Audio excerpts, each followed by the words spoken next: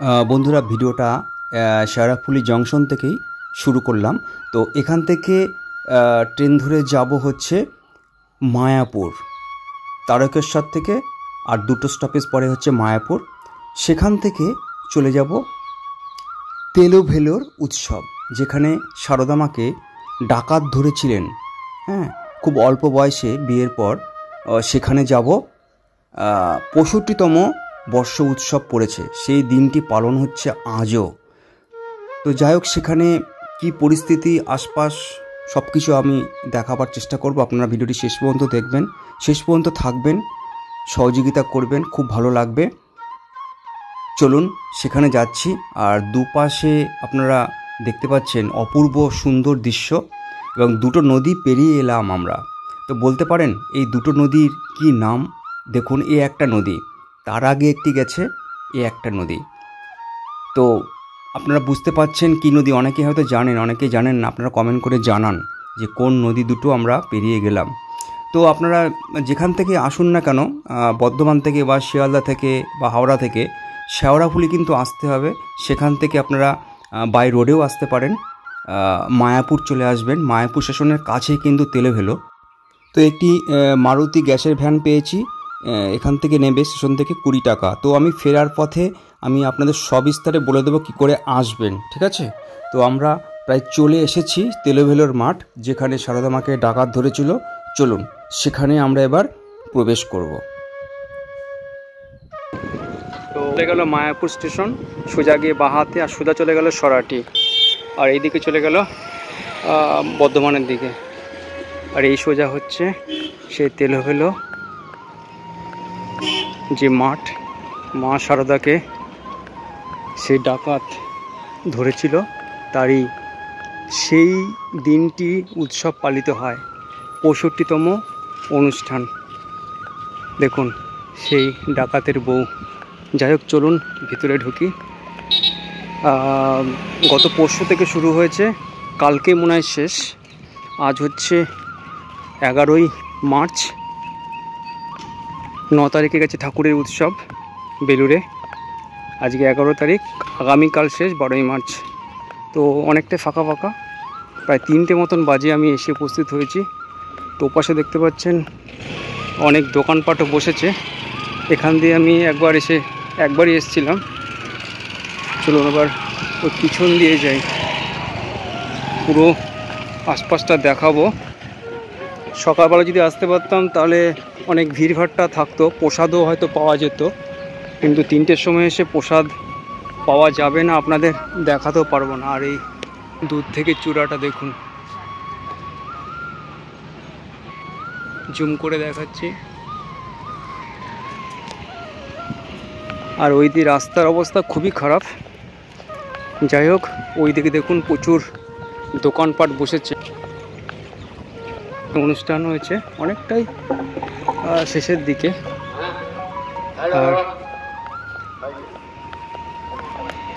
আর এই পাশ দিয়ে গেট, পিছন দিয়ে ঢুকছি।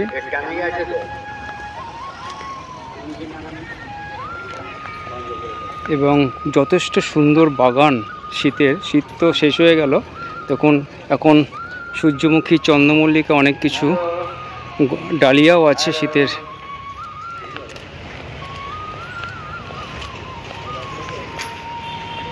অপূর্ব সুন্দর জায়গাটি। চলুন ভিতরে এবার প্রবেশ করব। ঠিক মন্দিরের পাশে এত সুন্দর, এই হচ্ছে মন্দির।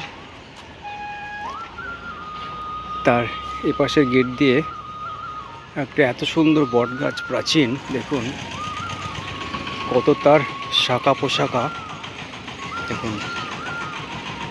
আর এই পাশে সব ওপাশে দোকান বসেছে, এই সেই বট গাছ। আর ওপাশে দূরে রাস্তা দেখা যাচ্ছে। আর এই সেই জায়গা, যে জায়গায় সারদা মাকে ডাকাত হয়েছিল। অবাক কাণ্ড, হেবি সুন্দর।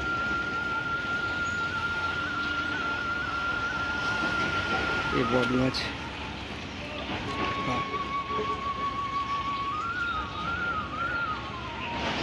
হচ্ছে ডাকাতের বউ, ভীম সর্দারের বউ।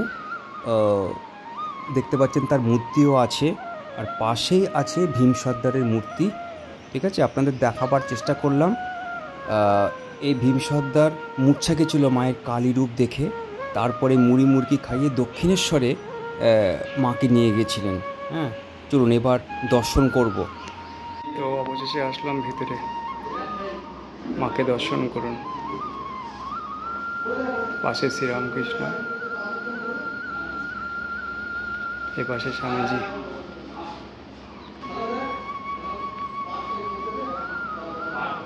তো বন্ধুরা, এক অপূর্ব সুন্দর দৃশ্য, চারিদিকে শান্ত কোলাহল মুক্ত, মানে আশপাশটা টোটালি ফাঁকা ফাঁকা বলা যায়। লোকসংখ্যা বা জনসংখ্যা কিন্তু খুবই কম। আর এইখানে সত্যি কথা একসময় ডাকাতের খুব উৎপাত ছিল, তো এখন হয়তো সেরকম নেই, তবে সন্ধ্যের পর কিন্তু না থাকাই ভালো, আমি এটুকু বলবো।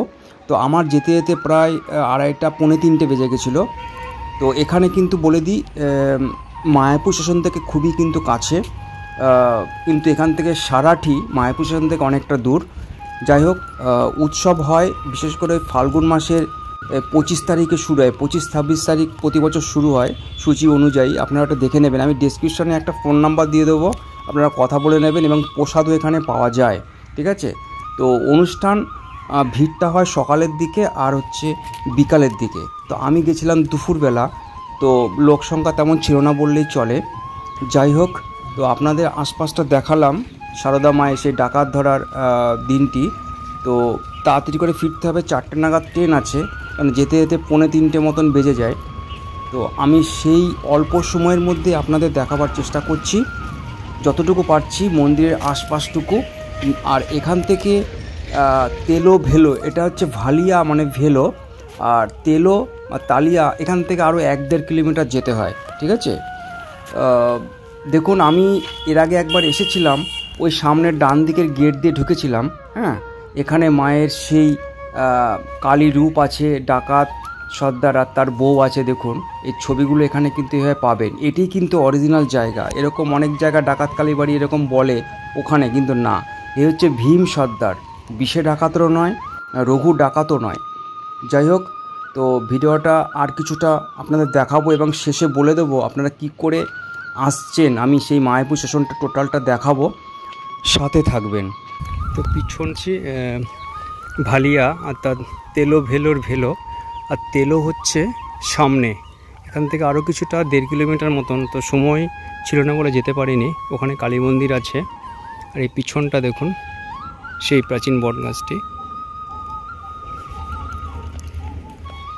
তো এই পর্যন্ত ভিডিওটা বন্ধুরা, আপনাদের কেমন লাগলো? মায়ের যে ডাকাত ধরার পদার্পণের যে ওই সময়টা প্রতি বছর 65তম এখানে উদযাপন হয়। এখানে একটি ট্রাস্ট তৈরি হয়েছে, ওনারা মন্দির তৈরি করেছে, সারদা মায়ের ঠাকুর এবং স্বামীজির মূর্তিও আছে।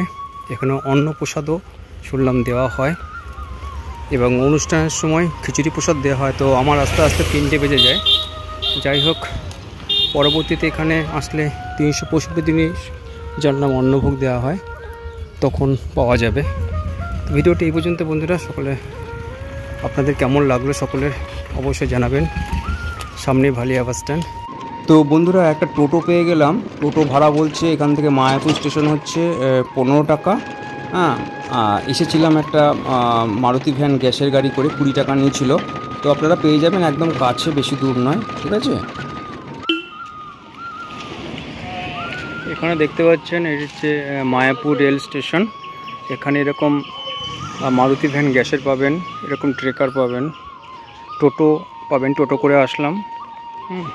দেখুন সারি সারি গাড়ি দাঁড়িয়ে আছে। এখান থেকে নেমে আপনি তেলোভেলো একদম কাছে, 15 টাকা নেবে অটোয়, আর গ্যাসের যে মারুতি ভ্যান নেবে 20 টাকা। এখান থেকে আবার সরাটি যাওয়া যাবে, সরাটি মায়াপুর বাস স্ট্যান্ড। এটা Mayapur rail station. Mayapur bus stand থেকেও নেমে যেতে পারবেন সরাটি, মুতুডাঙ্গা হয়ে যেতে পারবেন, ওখান থেকে বাসও পাবেন। তো আপনাদের আশপাশ চিত্রটা মায়াপুর রেল স্টেশন দেখিয়ে দিলাম। ওই সামনেই হচ্ছে মায়াপুর টিকিট কাউন্টার। আর ট্রেনের খবর হয়ে গেছে, তারকেশ্বর হয়ে চলে যাবে শেওড়াফুলি হয়ে হাওড়া। আর এইদিকে বিষ্ণুপুর লাইন প্রায় হওয়ার মুখে, শুধু কামারপুকুরে ওখানে ভাবাদিঘির ওখানে 200 মিটার হয়ে গেলেই ব্যাস কমপ্লিট। এই হচ্ছে মায়াপুর রেল স্টেশন। চলুন এবার বাড়ি ফিরবো এখান থেকে ট্রেন ধরে শেওড়াফুলি হয়ে। আর এই হল রেলওয়ে স্টেশন, তবে এটা নবদ্বীপ মায়াপুর নয়, তারকেশ্বর শেওড়াফুলি হাওড়া লাইনের মায়াপুর। তারকেশ্বর থেকে 2টো স্টপেজ, তালপুকুর আর টাকিপুর, তারপরে মায়াপুর, এরপরে আরামবাগ, তারপর হচ্ছে গোঘাট লাস্ট। গোঘাটের পর কামারপুকুর, কাজ প্রায় শেষের দিকে, তারপরে জয়রামবাটি হয়ে সোয়া চলে গেছে বিষ্ণুপুর, শুধু একটুখানি কাজ বাকি। যাই হোক, এই হচ্ছে মায়াপুর রেল স্টেশন। এখান থেকে নেমেই ওই যে বড় বড় দুটো টাওয়ার দুটো দেখা যাচ্ছে, দূরে দেখুন টাওয়ার দেখা যাচ্ছে, ওই তেলেভেলো অর্থাৎ ভালিয়া, এপাশে হচ্ছে তালিয়া। ওইখানে সারদা মাকে ডাকাত ভীম সর্দার ধরেছিল, তার উদযাপন অনুষ্ঠান। তো ওখানে খিচুড়ি প্রসাদের ব্যবস্থা আছে অনুষ্ঠানের সময়, আর অন্নভোগ তো আছেই প্রতিদিন। 365 দিন এখানে অন্নভোগ হয়, যেটুকু জানা গেল। তো আপনারা গেলে পাবেন, বা যাওয়ার আগে একটা ফোন নাম্বার আমি দিয়ে দেবো ডেসক্রিপশানে, ফোন নম্বরে ফোন করে আপনারা যেতে পারেন। তো ভিডিওটা এখানে শেষ করছি, নমস্কার।